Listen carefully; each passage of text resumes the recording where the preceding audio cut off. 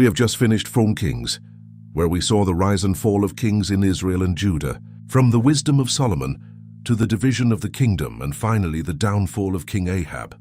Ahab, who ignored the word of the Lord and died in battle just as the prophet had spoken. Now the story continues. In 2 Kings chapter 1, the focus shifts to Ahab's son, King Ahaziah. He now rules over Israel in Samaria. But instead of turning back to the Lord, Ahaziah follows the same path as his father. After Ahab's death, Moab rebels against Israel. Ahaziah suffers a serious accident. He falls through the lattice of his upper room in Samaria and is badly injured. As he lies sick, he sends messengers with a question, but not to the Lord. Instead, he tells them to inquire of Baal-Zebub, the god of Ekron, asking whether he will recover. But the angel of the Lord speaks to Elijah the Tishbite, instructing him to intercept the king's messengers.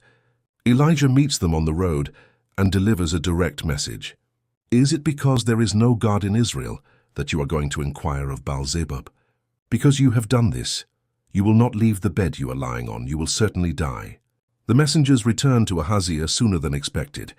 When the king asks why, they explain what happened. They repeat the message. Curious, Ahaziah asks what the man looked like. They describe him as a man wearing a garment of hair with a leather belt around his waist. The king immediately recognizes him. That was Elijah the Tishbite. Determined to confront him, Ahaziah sends a captain with 50 soldiers to bring Elijah back. They find him sitting on top of a hill. The captain calls out, "Man of God, the king says, come down." Elijah replies, "If I am a man of God, may fire come down from heaven and consume you and your 50 men."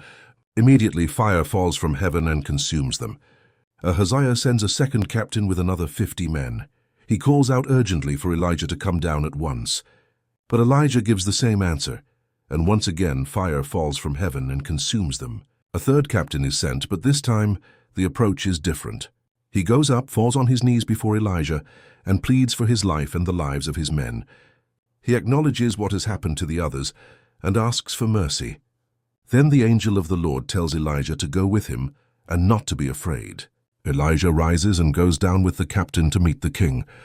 Standing before Ahaziah, Elijah delivers the message again, clear and final.